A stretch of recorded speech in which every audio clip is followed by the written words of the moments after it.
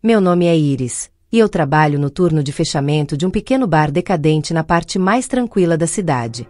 O tipo de lugar onde os clientes se conhecem pelo nome e a caixa de som toca a mesma sequência de rock clássico há anos. Durante a semana, o movimento é lento, e a solidão do turno noturno se tornou parte da minha rotina. Eu deveria ter percebido que era exatamente isso que me tornava um alvo fácil. Era uma terça-feira qualquer. Um homem entrou pouco depois da 1 da manhã. Parecia ter por volta de 40 anos, mas era impecável, limpo, bem vestido. Nada extravagante, apenas um casaco preto sobre uma blusa de gola alta da mesma cor. Não combinava com o lugar, nem com os frequentadores. Seus olhos percorreram o ambiente com calma antes de caminhar direto para o bar e se sentar. Pediu uma bebida cara, sem hesitação. Enquanto eu servia, perguntou se eu gostava de trabalhar ali. Uma pergunta casual, nada fora do normal. Respondi que sim e sorri, como sempre faço.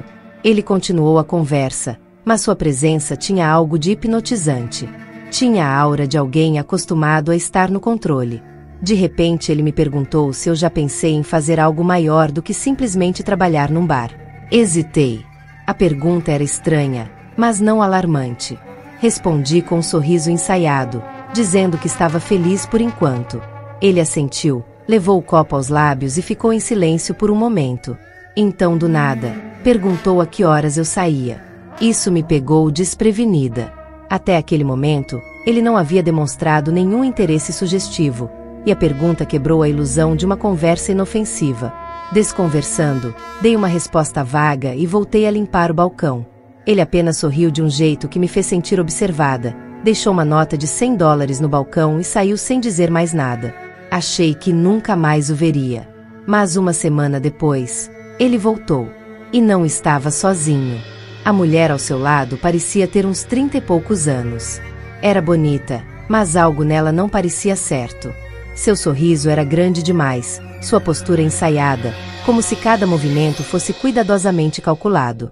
Enquanto eu colocava os guardanapos sobre o balcão, ela se inclinou um pouco mais do que necessário e disse: "Você é linda." Seus dedos roçaram meu braço, um toque que durou um segundo a mais do que deveria. Meu instinto se acendeu. Ela me fez perguntas demais: há quanto tempo eu trabalhava ali, quantos anos eu tinha, se morava perto. Suas palavras eram gentis, mas sua curiosidade parecia excessiva. De vez em quando, olhava para o homem ao seu lado, e era como se conversassem sem palavras. Então veio a oferta. Ela disse que administrava um clube exclusivo.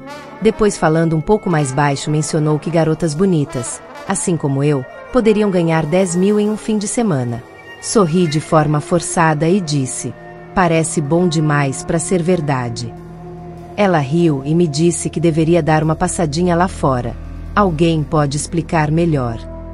Seu tom era casual, mas senti o ar ao meu redor se tornar denso. Meu coração bateu mais forte.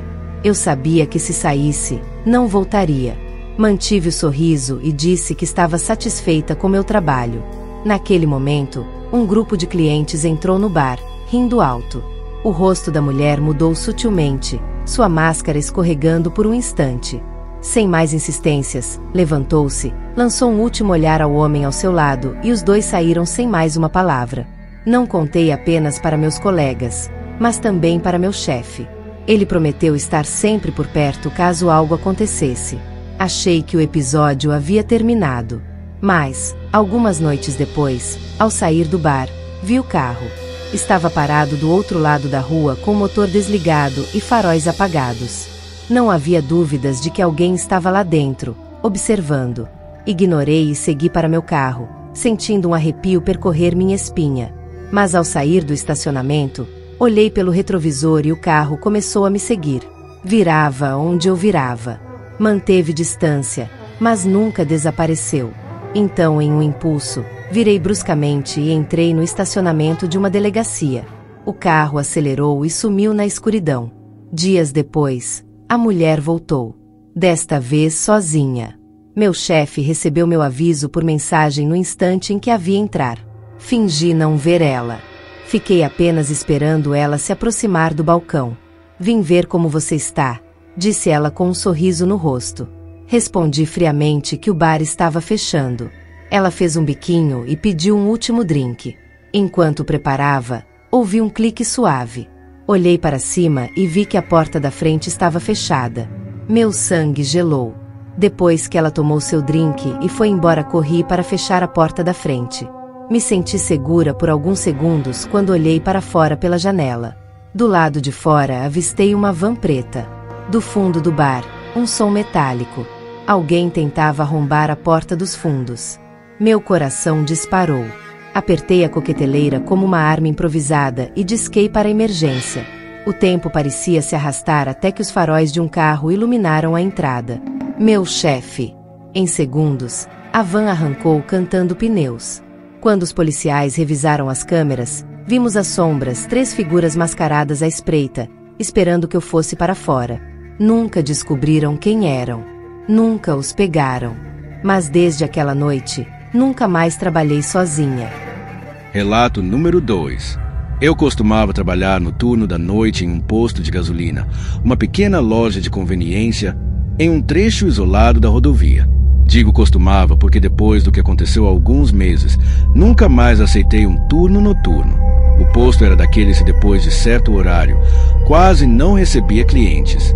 A maior parte do meu expediente era gasta reabastecendo prateleiras, limpando o balcão e ocasionalmente registrando a compra de algum caminhoneiro ou viajante de passagem.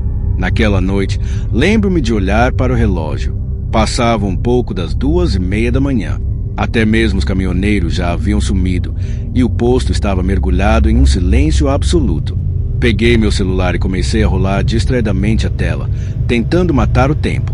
Depois de alguns minutos, decidi sair para respirar um pouco de ar fresco. O frio estava cortante. Esfreguei as mãos, observando minha respiração se dissipar na neblina. A iluminação fraca do letreiro do posto piscava, criando sombras estranhas no asfalto molhado. Foi então que, pelo canto do olho, percebi um movimento. Virei a cabeça rapidamente e senti um arrepio subir pela espinha. Atrás de uma das bombas, um homem estava parado. Eu não tinha notado sua presença antes, o que era estranho, pois o estacionamento estava vazio. Ele usava um moletom vermelho escuro com capuz puxado sobre a cabeça. As mãos estavam enfiadas nos bolsos e ele parecia indeciso, balançando-se levemente de um lado para o outro. Havia algo de errado naquela cena. Não havia carros por perto, então ele certamente não estava abastecendo. Mas também não parecia ter intenção de entrar na loja. Apenas ficou ali, meio virado na minha direção, me observando. Tentei ignorar a sensação desconfortável e entrei de volta na loja, mantendo a vista através do vidro. Esperei que ele fosse embora, talvez estivesse apenas esperando por alguém. Mas, depois de alguns minutos, ele começou a caminhar em direção à porta. Primeiro devagar, depois com uma súbita decisão, empurrando a porta e entrando com passos firmes. Ele se aproximou do balcão e ficou me encarando. O silêncio foi agonizante. Quando finalmente falou que seu carro tinha quebrado antes do acesso à rodovia. Precisava de ajuda, talvez um pouco de gasolina ou apenas de uma lanterna para verificar o motor. Seu tom de voz era estranho. Não havia urgência, apenas um tom monótono e calculado. Minha intuição gritava que algo estava errado. Ofereci ligar para um guincho, mas ele recusou imediatamente, balançando a cabeça e dizendo: "Não, só preciso de uma lanterna, talvez de uma ajudinha." A inquietação aumentou. Seus olhos estavam fixos em mim, avaliando minha reação. Havia um nervosismo disfarçado em sua postura, como se ele estivesse testando algo. Resolvi perguntar onde exatamente o carro estava, e ele apontou para o monitor de segurança atrás de mim. Quando olhei para a tela, meu estômago afundou. De fato, havia um carro estacionado além da entrada da rodovia. O problema era que eu tinha acabado de sair para fora e não havia visto nada ali antes. Meu pulso acelerou. Então percebi um detalhe aterrador. Perto do para-choque do carro, uma sombra se mexeu. Alguém estava agachado, escondido da visão direta. Um arrepio gelado percorreu meu corpo. Meu instinto de sobrevivência assumiu o controle. Virei-me para o homem e forcei um sorriso casual dizendo: "Claro, só preciso pegar meu celular no escritório." Andei lentamente, sem pressa, para não alertá-lo. Mas assim que saí do seu campo de visão, estiquei a mão sob o balcão e pressionei o botão de pânico. O alarme disparou, um grito agudo e estridente cortando o silêncio da madrugada. Meu coração martelava no peito. Esperei que ele surtasse, que tentasse alguma coisa. Mas sua reação foi ainda pior. Ele simplesmente relaxou. Seu corpo se descontraiu e um sorriso se formou em seus lábios. Não era um sorriso nervoso, nem de desculpas. Era um sorriso calculado, frio, como se ele estivesse se divertindo com tudo aquilo. Como se soubesse que o jogo ainda não tinha acabado. Antes que eu pudesse fazer algo, ele girou nos calcanhares e correu. Olhei para o monitor e vi quando ele e o outro homem desapareceram na escuridão da floresta atrás do posto. A polícia chegou pouco depois, e eu contei tudo. Quando verificaram o carro, descobriram que ele estava abandonado. As portas estavam trancadas, o motor desligado, sem ninguém dentro. Mas havia um detalhe que eu não tinha percebido. Um dos policiais apontou para algo estranho. A porta do passageiro estava entreaberta. Isso significava que havia uma terceira pessoa envolvida. Alguém que nunca vi sair do carro. Os policiais investigaram, mas não encontraram pegadas nem sinal dos homens na floresta. Alguns dias depois, me informaram que o carro tinha sido roubado a mais de 100 milhas dali. Nenhuma ligação com outros crimes, nenhum desaparecido, apenas um veículo misterioso abandonado no meio do nada. Isso aconteceu meses atrás, mas ainda me atormenta. Eu me pergunto o que teria acontecido se eu tivesse ido até aquele carro. Quem estava esperando por mim dentro dele? O que eles queriam? Talvez eu nunca saiba a resposta. Mas de uma coisa tenho certeza: nunca mais trabalho no turno da noite.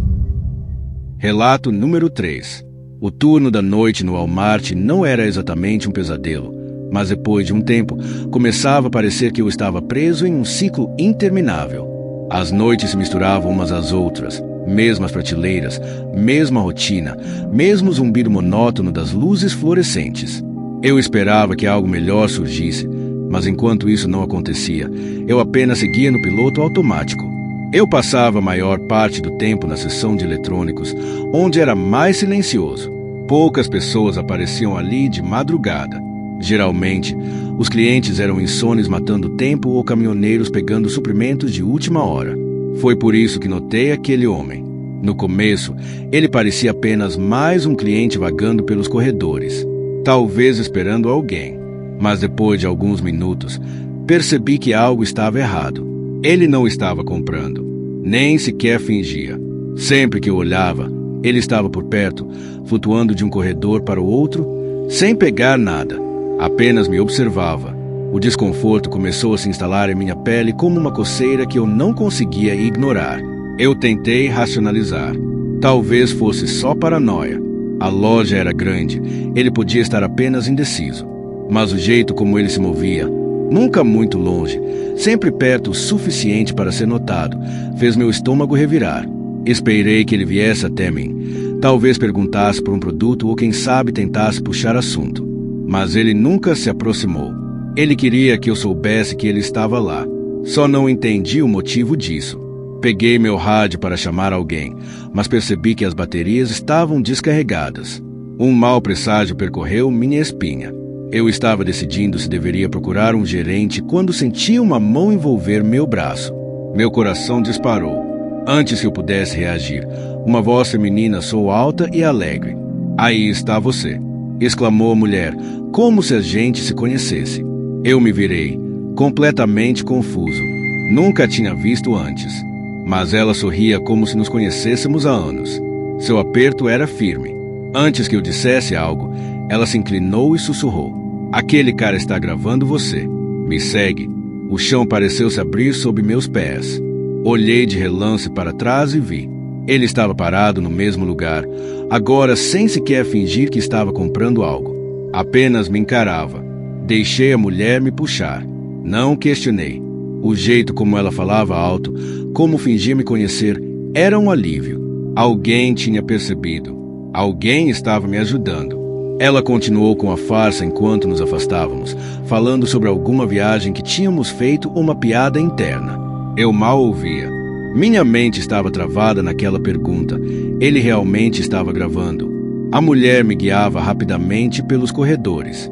Nem percebi para onde íamos. Só sabia que estávamos nos afastando dele. Eu esperava que, em algum momento, ela largasse a encenação, mas não largou. Olhei discretamente para trás. O homem não nos seguia mais. Soltei um suspiro aliviado. Acho que já estamos bem, murmurei. Deveríamos chamar o gerente. Mas a mulher apertou mais meu braço. Mais um pouco, insistiu. Foi quando percebi. Havíamos passado dos caixas, da área de autoatendimento, das partes mais movimentadas da loja. À frente, a entrada do depósito, mal iluminada, e além dela, a saída lateral, a única sem câmeras. Ela estava me levando para lá. O pânico explodiu em meu peito. Gritei com todas as forças, puxando meu braço com toda a energia que encontrei. Ela perdeu o equilíbrio por um segundo. Foi o que bastou para eu me soltar e correr para a frente da loja. Atrás de mim, ela gritou. Chamou meu nome. O nome que eu nunca tinha dito a ela. Corri até encontrar um colega de trabalho. Ele ouviu meus gritos e veio correndo. Chama a segurança. Implorei. Ele chamou, mas já era tarde. A mulher sumira. O homem também. Revisamos as câmeras. Como eu suspeitava, eles tinham entrado juntos. O rosto do homem apareceu em uma das gravações, mas o da mulher, em todas as imagens, ela sempre estava de costas. Tudo tinha sido planejado. A polícia investigou e confirmou uma tentativa de sequestro. Ainda espero respostas. Ainda espero justiça. Mas uma coisa me assombra. Como aquela mulher sabia meu nome? Aqueles dois não me escolheram por acaso. Eu fui um alvo